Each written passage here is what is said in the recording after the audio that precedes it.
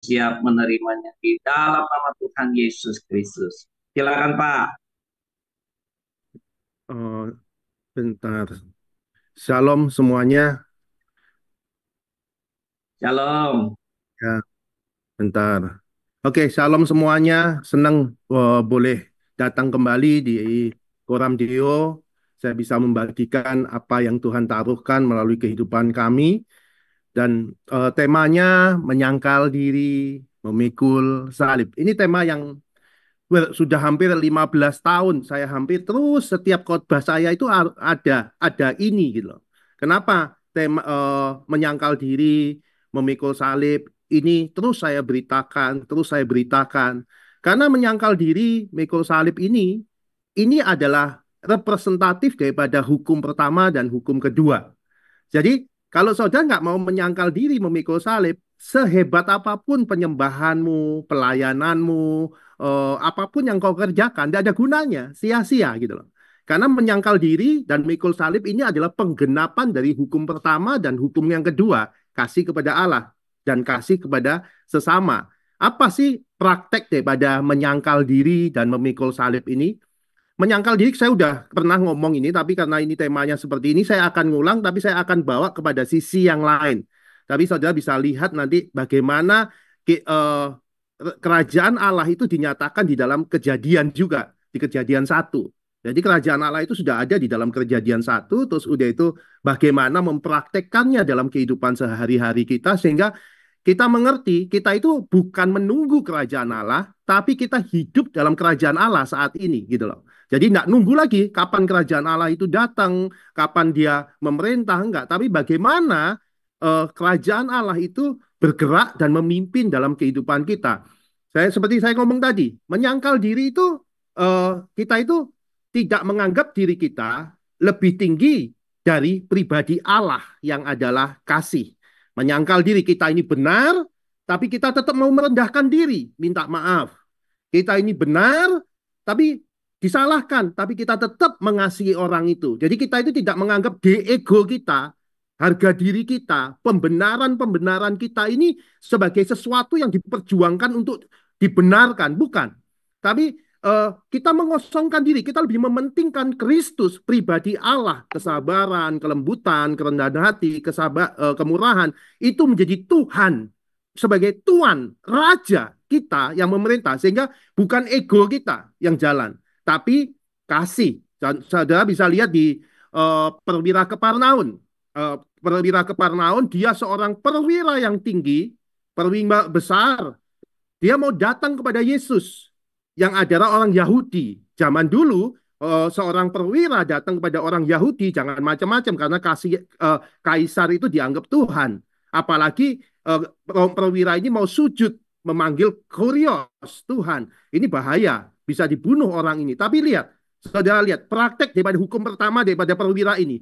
Dia datang kepada Yesus, dia mengosongkan dirinya, dia tidak takut kehilangan nyawanya. Dia mau mengosongkan dirinya. Setelah dia mengosongkan diri, dia sujud di hadapan Yesus. Oh, itu enggak gampang. Itulah, dia tidak menganggap kepemimpinan dia tidak menganggap jabatan dia tidak menganggap egonya dia bisa memanggil Yesus. Yesus datang ke tempat saya gembalanya, saya ini enggak. Dia mengosongkan diri. Saudara lihat kejadiannya itu. Akhirnya perwira itu eh, bisa mempraktekkan apa? Waktu dia mempraktekkan hukum pertama dan hukum pertama itu kasih kepada Allah dengan mengosongkan diri, pribadi ke Allah yang adalah kasih itu nyata ada dalam perwira itu. Dan Yesus ngomong, iman seperti ini tidak pernah aku jumpai di antara bangsa Israel. Saudara lihat itu praktek daripada perwira Kapernaum. Saudara juga bisa lihat orang yang menyangkal diri lagi, orang Samaria yang baik hati. Saudara lihat orang Yahudi yang tergeletak di pinggir jalan, dia dipukulin, terus hampir dirampok, tergeletak setengah mati. Lalu lewat orang Lewi, orang yang taat pada hukum. Dia lihat, ih, kasihan, lewat aja. Lalu lewat seorang imam yang katanya gembala, yang katanya apapun, lihat, ih, kasihan. Tidak ada penyangkalan diri, tidak ada hukum pertama dan hukum kedua dalam orang Lewi ini maupun dengan imam ini. Tapi lihat orang Samaria yang katanya orang yang tidak punya kitab. Tapi apa yang terjadi? Orang Samaria ini melihat. orang Yahudi zaman itu, orang Samaria dan orang Yahudi itu bermusuhan, tidak terhubung. Tapi apa yang terjadi sama orang Samaria ini? Dia mengosongkan dirinya. Dia tidak menganggap, oh itu bukan temanku, oh itu bukan kaumku. Enggak. Tapi dia mengosongkan diri. Dia menyangkal dirinya. Sehingga pribadi Allah yang adalah kasih itu ada dalam dirinya. Itu hukum pertama dan utama, kasih kepada Allah. Akhirnya apa? Perwira itu bisa membantu orang yang tergeletak dan dirampok itu sampai diobati sampai selesai. Itu praktek hukum kedua. Jadi waktu saudara mempraktekkan menyangkal diri, itu adalah representatif hukum pertama dan utama yang adalah kasih kepada Allah. Dan hukum kedua, kasih kepada sesama. Gak usah bingung, karena hukum kasih kepada Allah ini adalah sudah ada di hukum yang pertama. Waktu saudara menyangkal diri, maka kasih kepada sesama sudah ada. Saudara akan tetap mengasihi, saudara ada tetap merendahkan diri, karena egomu sudah tidak ada. Seperti perwira tadi, akhirnya hambanya kasih kepada sesama jalan. Orang Samaria yang baik hati, akhirnya kasih sama sesama ada di dalam dia. Karena apa? Hukum pertamanya sudah ada. Jadi kalau saudara menyembah Tuhan, karena penyembahan itu bukan lagu, saudara. Penyembahan itu bukan masalah persembahan duit kita. Penyembahan itu bukan soal pelayanan. Penyembahan itu kita mau menyerahkan ego tubuh kita, harga diri kita, persembahkan tubuhmu sebagai persembahan yang hidup, kudus, berkenan. Itu menjadi ibadahmu yang sejati. Artinya apa? Kita tidak menganggap tubuh kita ini yang harus kita kendarai dengan ego kita. Enggak, kita harus menyerahkan tubuh, kehendak daging kita kepada Tuhan. Sehingga bukan kita lagi yang bekerja, tapi Kristus yang bekerja. Karena kehendak roh itu berlawanan sama kehendak daging. Jadi waktu kamu melakukan kehendak roh, pasti kamu harus menyangkal diri. Jadi kalau kamu tidak menyangkal diri, maka kehendak roh tidak bekerja dalam hidup kita. Makanya yang terpenting Tuhan ngomong seperti ini. Yang terutama dalam sebuah kekristenan itu, dalam menemukan kerajaan Allah itu, cari kerajaan Allah dan kebenarannya, maka semuanya ditambahkan atasmu. Artinya gini, temukan kerajaan Allah itu. Apa kerajaan Allah? Siapa yang memerintah kamu? Kehendak daging atau kehendak roh? Kamu mau tiap hari dalam kehidupan kita, itu ada keputusan-keputusan yang harus kita selesaikan. Aku ngikutin kehendak dagingku, egoku, aku taklukkan pada kehendak roh, yaitu Kristus. Kalau aku Kristus, apa yang harus aku kerjakan? Oh, aku harus tetap mengasihi. Oh, aku harus tetap memberkati. Kalau aku garam, kalau aku terang, apa yang harus aku lakukan? Jadi, kembalikan pada posisi identitasmu. Makanya hidup adalah Kristus, mati adalah keuntungan. Kalau engkau Kristus, kalau istrimu ada masalah, istrimu menjengkelkan, suamimu menjengkelkan, ada teman partner menjengkelkan. Kalau kamu Kristus, apa yang harus kamu lakukan? Nah, itu kehendak Allah. Pikiran dan perasaan Kristus yang selalu mengosongkan diri dalam hidup kita ini, inilah sistem daripada kerajaan Allah. Jadi orang-orang yang dipimpin roh Allah, pasti dia mempraktekkan hukum pertama dan hukum kedua ini menjadi sistem dalam pikirannya. Dia ada masalah apapun, enggak, aku harus mengosongkan diri. Aku harus tetap ngasihi dia. Aku harus tetap memberkati dia. Aduh, dia nggak berubah-berubah. Ya apa ya? Aku akan tetap berdiri dengan dia. Saudara tahu nggak? Saya punya pembantu itu hampir 14 tahun di rumah saya. Dia sudah mendengar, melihat firman, melihat apapun karena dia dari kaum kejar. Tapi singkat cerita dia 6 bulan yang lalu dia keluar dari rumah kami.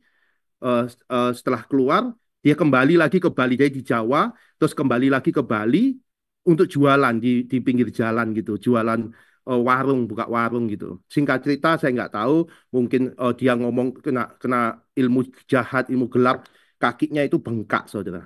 Kakinya itu bengkak. Tapi saudara tahu, waktu dia kembali ke rumah, kami terima dan kami kasih tempat yang baik, kita obatin kakinya yang luka itu. Enggak, kakinya yang luka itu, istri saya itu metanin boroknya itu dipetanin. Ini bukan gula ya, tapi eh, di kakinya itu boroknya itu segini sudah busuk gitu. Tapi istri saya itu metanin, terus eh, ngerawat dia sampai sekarang udah 2 minggu lebih. Tiap pagi sore istri saya itu metanin borok-boroknya itu sampai mulai agak kering gitu. Tapi saudara lihat apa yang terjadi. Yang terjadi satu, dia tanya, Pak, aku mau dibaptis. terus 2, 3, 4 hari kemarin dia dibaptis, terima Tuhan. Injil kerajaan itu tidak usah kita bingung dengan, oh ini Tuhan itu gini tuh. Waktu mereka tersentuh, kita mau mengosongkan diri. Istri saya yang sebagai eh, bosnya atau kepalanya yang dulu disakitin, dia tahu-tahu pulang tanpa tanpa mempersiapkan diri sehingga kita kabutan, sehingga waktu dia pulang kita kebingungan, tapi waktu itu dia ada masalah, dia pulang tapi kami terima dengan terbuka. Akhirnya apa? Dan kita rawat semuanya itu, dan singkat cerita dia terima Tuhan. Karena kerajaan Allah itu, kita ini cuma mengosongkan diri setiap masalah. Makanya hidup adalah Kristus, mati adalah keuntungan. Itu tujuanmu. Jadi hidup itu bukan masalah pelayanan, hidup itu bukan masalah pengembalaan, hidup itu bukan masalah penjangkauan jiwa, hidup itu bukan masalah bisnis, bukan. Hidup itu masalah Kristus yang ada di dalam kamu. Sehingga dengan kematianmu itulah, hidupmu itu bukan kamu lagi yang hidup, tapi Kristus yang hidup. Itu yang terjadi dalam bisnis. Dalam bisnis saya juga, saya berkali-kali ngomong, saya alami seperti itu. Saya mau kerajaan Allah. Kan kerajaan Allah itu pemerintahan Allah. Waktu kau hidup dipimpin oleh roh Allah pribadinya, kehendaknya yang memerintah hidupmu, maka kehendaknya ini, kehendak pribadinya Kristus ini, engkau tidak menganggap dirimu lebih tinggi daripada pribadi Allah yang adalah kasih, maka pribadi kasih itulah, roh itulah yang memerintah dalam hidupmu, maka kebenarannya, yaitu Kristus itu, ada di dalam kamu. Jadi waktu kerajaan Allah, pemerintahan Allah, dan kebenarannya, wajah Kristus ini ada di dalam kita, maka semuanya ditambahkan, gitu loh. Jadi kalau kamu bingung dengan, wah aku pelayanan, aku doanya, tapi enggak tahu siapa yang mengerjakannya di dalam kamu, akhirnya pelayanan jadi hanya untuk mencari identitas aja. Dulu saya pelayanan, saya melakukan semua hanya untuk identitas saya, supaya saya diakui. Saya bangun gereja, saya lakukan pengembangan ini untuk siapa? Untuk mencari identitas saya sebagai handoko, supaya orang mengakui. Itu dulu saya lakukan. Tapi kalau sekarang, oh saya tidak peduli lagi apa. Saya tetap merendahkan diri, saya tetap melakukan hal itu. Kalau saudara tanya, mungkin beberapa orang di tempat ini sudah pernah ke NPCC, saudara bisa tanya, semua orang NPCC itu, dan semua pekerja-pekerja di sekretariat itu, pernah nggak lihat Pak Handoko bentak, Pak Handoko marah di depan mereka? Pernah nggak mereka merasakan melihat? Karena apa? Saya cukup mengosongkan diri. Bahkan waktu mereka salah pun, saya tetap peluk mereka. Jangan diulang lagi ya. Waktu kasih itu menyentuh mereka, mereka nggak mengulang lagi kesalahan itu. Itu yang saya lihat. Kasih itu lebih banyak berbicara daripada kemarahan kita. Dan itu terjadi. Silahkan saudara tanya kalau ke NPCC lagi, tanyakan orang-orang di sana. Bukan saya mau enggak, karena saya mau tahu sistem itu bekerja dalam hidup saya. Saya nggak ada cara lain. Waktu saya menyembah Yesus, saya harus menyangkal diri, yang adalah hukum pertama, dan mikul salib. Mikul salib itu menerima kelemahan orang, menerima kesalahan orang lain sebagai tanggung jawab kita. Mungkin partner kita, teman kita, sahabat kita, itu bikin keteledoran, kesalahan. Sudahlah, itu jadi tanggung jawab kita. Seperti Yesus, dia menerima dosa orang lain sebagai tanggung jawabnya. Dia pikul itu salib itu.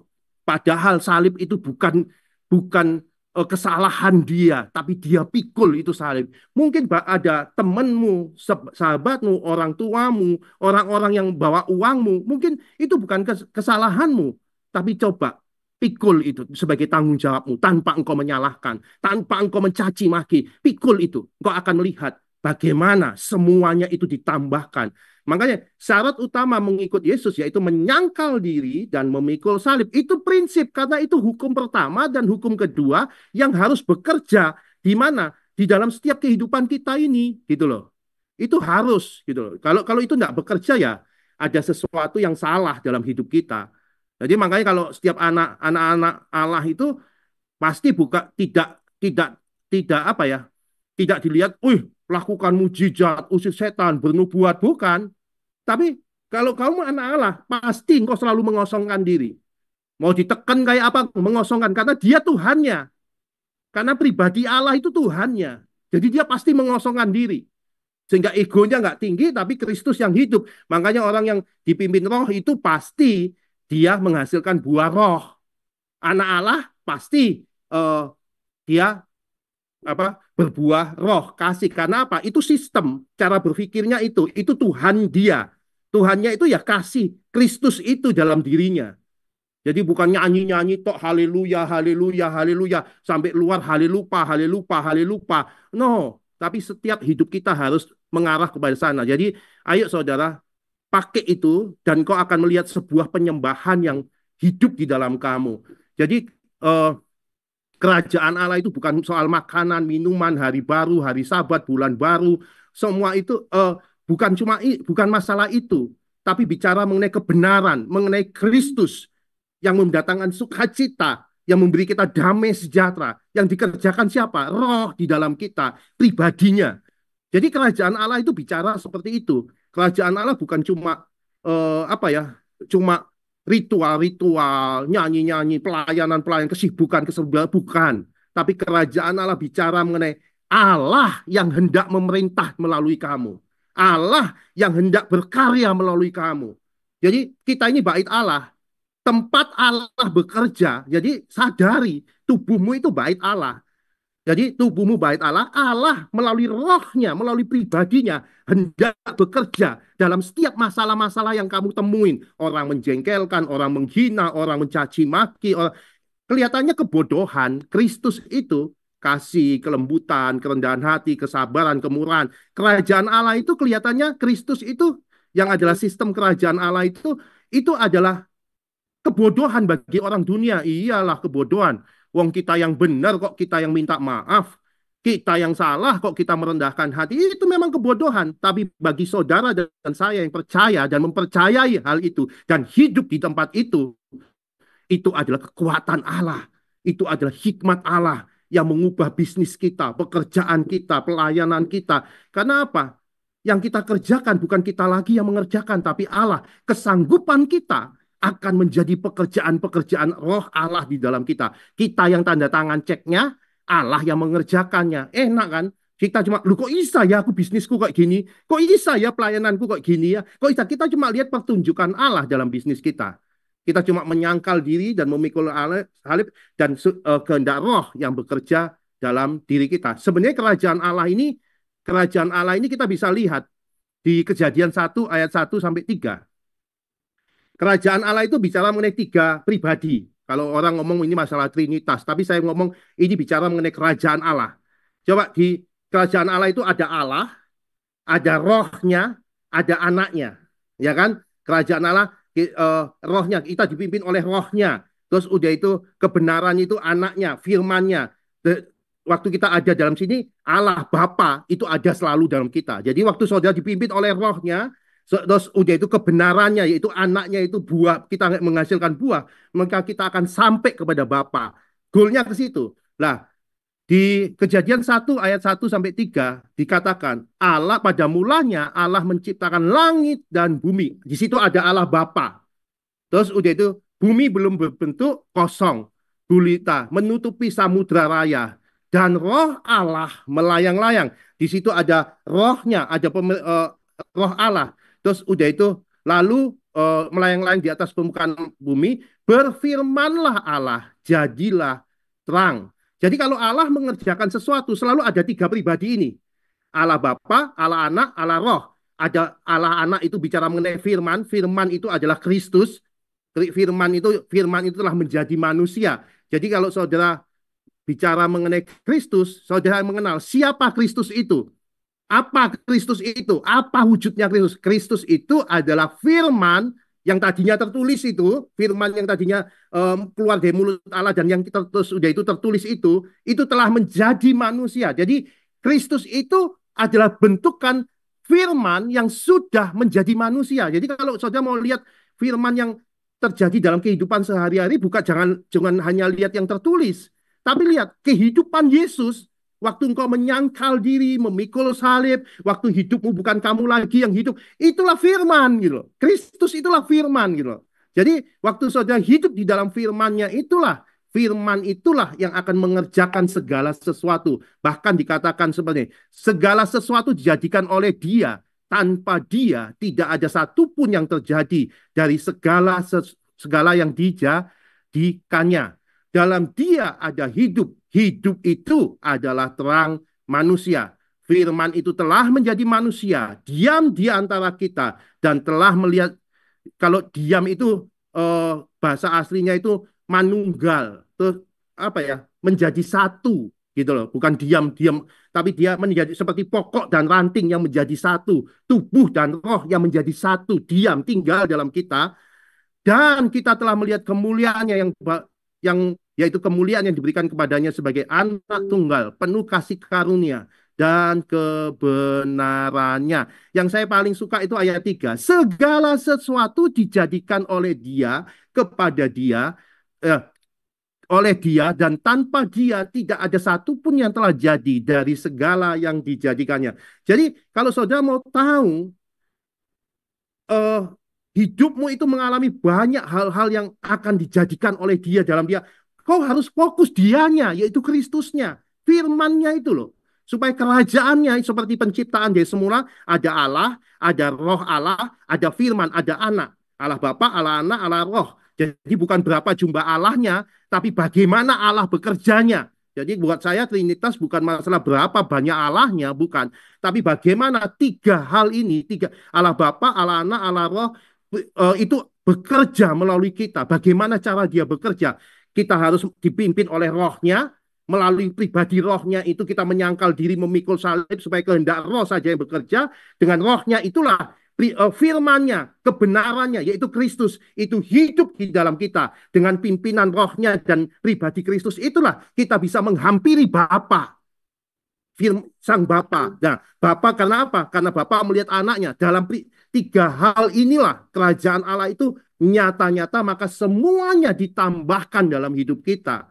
Jadi itu yang saya kejar dalam hidup saya. Saya lihat, mempraktekkan kerajaan Allah memang buat orang-orang yang masih biasa dipimpin egonya, harga dirinya memang sulit. Tapi kalau orang-orang mau selalu dipimpin oleh roh Allah, pribadi Allah, dia mau tiap hari, enggak, aku harus sangkal diri. Tuhanku itu kasih. Tuhanku itu Kristus yang wujudnya kasih.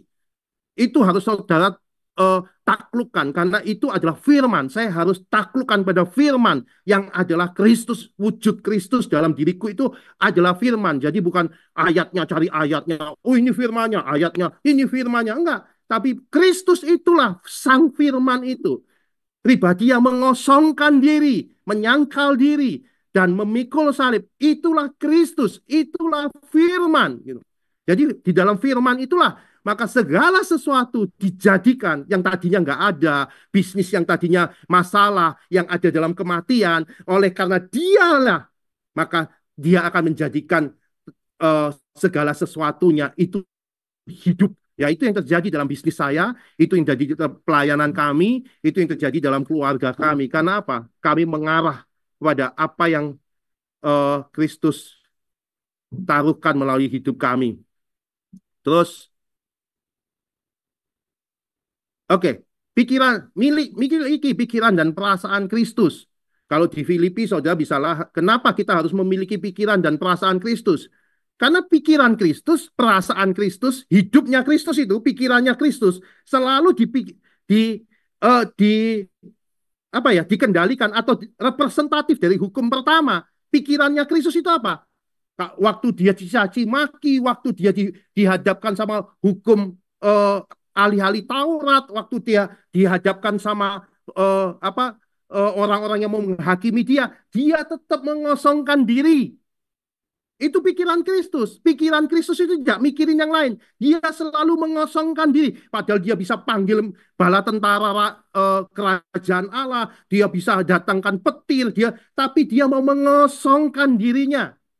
Itu adalah representatif daripada hukum pertama. Jadi pikiran Kristus itu selalu dikendalikan oleh hukum pertama dan utama. Kasih kepada Allah. Dia tidak menganggap posisinya sebagai anak Allah, sebagai milik yang dia pertahankan. Enggak. Tapi dia mengosongkan diri. Posisimu sebagai suami, posisimu sebagai seorang bisnismen, posisimu sebagai gembala, kau bisa mengosongkan dirimu. Tidak kau anggap itu enggak. Kasih, kelembutan, kerendahan hati. Kristus lebih tinggi daripada aku. Nah, itu yang ada di dalam diri Kristus. Dan perasaan Kristus, kasih kepada sesama. Jadi dia tidak mementingkan diri, itu representatif daripada hukum kedua. Jadi pikiran dan perasaan Kristus itu adalah representatif daripada hukum pertama dan hukum kedua. Karena perasaan Kristus itu menyangkal diri, memikul salib sampai dia mati di kayu salib. Itu memikul salib itu kan kasih kepada sesama.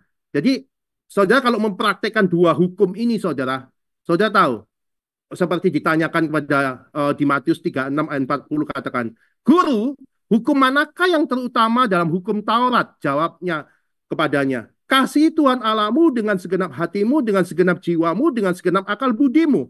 Itulah hukum yang pertama dan terutama dan pertama. Dan hukum yang kedua adalah kasihlah sesama manusia seperti dirimu sendiri. Pada kedua hukum inilah tergantung seluruh hukum Taurat dan kitab para nabi." Kalau saudara memiliki pikiran dan perasaan Kristus yang adalah representatif hukum pertama dan kedua, hidup saudara itu ada di atas hukum semua. Hukum Taurat, hukum kitab para nabi, hukumnya Paulus, aturannya semua yang tertulis di kitab itu, saudara tahu, itu di bawah daripada Kristus. Karena anak manusia, karena Kristus adalah Tuhan atas hari Sabat, atas semua hukum yang ada. Jadi waktu kamu ada di dalam pribadi Kristus itu, nggak usah bingung dengan banyaknya hukum. Kau pasti hidupmu itu mengenapi hukum. Kamu apa ya? Saya kemarin ngomong sama salah satu orang tua rohani saya, Pak Franky, saya ngomong, "Om, enak ya hidup kayak gini." Kenapa, Han? Iya, hidup tanpa hukum, tapi ada dalam hukum. Enak, merdeka. Hidup yang merdeka, nggak usah bingung-bingung. Apa ya? Kita itu tidak diperbudak dalam hukum, tapi kita sejalan dengan hukum. Jadi kita nggak menyimpang dari hukumnya, tapi kita ada di nggak bingung urusan ketaatan pada hukum, tapi kita ada apa ya? Kita ada di tempat hukum itu gitu loh. Jadi kita itu merdeka banget. Merdekanya apa? Kita nggak bingung dengan hukum, tapi hidup kita sejalan dengan hukum-hukum itu. Itu yang harus terjadi dalam setiap kita. Ya ini karena syarat pertama itu menyangkal diri, memikul salib itu adalah representatif daripada hukum pertama dan hukum kedua. Semua orang yang dipimpin Roh Allah yang 14 ya adalah anak Allah. Jadi jika kita dipimpin Roh Allah, maka orang itu tidak akan menuruti kehendak dagingnya, egonya, melainkan kehendak Roh pasti. Jadi kalau saudara mengikuti kehendak dagingnya, egonya tanda saudara nggak dipimpin oleh Roh pasti. Oh, aku kan sudah pelayanan, aku sudah ini. Tapi kalau saudara masih marah-marah, egois, merasa benar sendiri, itu tanda saudara sedang di luar Roh Allah, di luar Kristus. Karena hanya orang yang dipimpin Roh pribadi Kristus aja yang adalah anak Allah. Jadi jangan klaim kamu anak Allah, tapi kamu sendiri tidak mau menaklukkan diri pada pribadi Kristus. Karena dengan Roh itu, dengan pribadi, dengan kerajaan Allah, dengan pemerintahan Allah, yaitu Kristus itu, Roh itu yang ada dalam diri kita, hingga kebenarannya ada itu, kita akan berseru, "Ya Aba, ya Bapa." Karena apa? Bapak akan jawab, iya karena apa? Bapak melihat pribadi anaknya hidup melalui kita. Jadi jangan selalu ya apa, ya Bapak, ya Aba, tapi egomu tok aja klaim-klaim ayat, tapi yang tiap hari nggak mau nyangkal diri, nggak memikul salib, nggak ada gunanya karena hanya melalui rohnya, melalui pribadi Kristus dalam diri kita yang selalu nyangkal diri memikul salib itulah kita bisa berseru ya Aba, ya Bapa gitu. Itu yang membuat seluruh hidupmu itu semakin hari semakin berkenan di hadapan Tuhan. Saya nggak bisa teruskan lagi karena waktunya sudah habis. Saya ini aja ya. Saudara lihat perumpamaan harta yang orang mencari seorang menemukan harta yang terpendam. Oleh karena sukacitanya ia menjual segala miliknya dan membeli ladang itu. Seperti orang yang mencari mutiara yang indah, menemukan ia menjual segala milik. Kalau saudara tahu kalau saudara menemukan kerajaan Allah dan kebenarannya ini hidup sama kamu, kau sudah tidak akan peduli sama egomu. Orang nyakitin kamu, orang bawa uangmu, orang menghakimi kamu. Kristus itu lebih tinggi daripada, ini lebih berharga, ini mutiara, ini harta yang terpendam. Kau sudah akan menemukan, kau tidak lagi takut kehilangan nyawamu. Karena apa? Karena Kristus dalam kamu itu sudah mendemonstrasikan hidupnya itu luar biasa. Jadi waktu kamu menemukan kerajaan Allah seperti itu, wih, saudara tidak akan peduli dengan egomu, harga dirimu, emosimu, karena kau akan taklukkan pada Kristus. Kau akan lihat, wih, keren ini. Mutiara ini keren, lebih berharga daripada egoku. Oh, harta yang terpendam ini lebih mahal dari semua harta yang ada. Kau akan jaga itu. Itu yang akan terjadi dalam seluruh kehidupan kamu. Saudara lihat, kewira per tahun sudah saya jelaskan. Abraham coba lihat. Abraham juga sama. Dia dipimpin oleh roh pribadi Kristus itu. Meskipun zaman dulu roh Allah belum dicurahkan, tapi saya percaya di Abraham itu gambaran orang dipimpin roh. Jelas karena apa? Waktu Ishak diambil, diminta, dia mengosongkan diri. Bayangin saudara kalau saudara punya anak Ishak, tahu-tahu diminta, aku ini nunggu bertahun-tahun, tapi dia enggak, dia mengosongkan dirinya. Terus dia naik ke atas bukit dan menyerahkan. Saudara lihat. Terus perumpamaan orang Farisi dan pemungut cukai yang tentang orang Farisi dan pemungut cukai. Saudara lihat orang Farisi ngomong, "Oh, aku sudah ibadah, aku udah pelayanan, aku udah jangkau jiwa. Tuhan aku yang layak." Tapi orang pemungut cukai di belakangnya dia mengosongkan diri Tuhan. Pemungut cukai zaman itu orang kaya loh saudara. Itu bukan orang miskin zaman dulu. Pemungut cukai itu orang kaya, dia mengosongkan diri. Tuhan, aku ini tidak layak masuk bait-Mu. Aku tidak suci. Tapi Tuhan, itu yang aku pilih. Kenapa? Pribadi Kristus ada dalam dirinya. Perwira kepenaun, Abraham, Daud, saudara bisa lihat, Yusuf, saudara lihat. Itu semua orang, tokoh-tokoh Alkitab adalah orang-orang yang merepresentatifkan hukum pertama dan hukum kedua dalam dirinya. Menyangkal diri, memikul salib dalam dirinya. Yang dianggap sebuah kebenaran. Itu adalah kebenaran di hadapan Tuhan. Tuhan Yesus memberkati. Saya kembalikan lagi, Pak.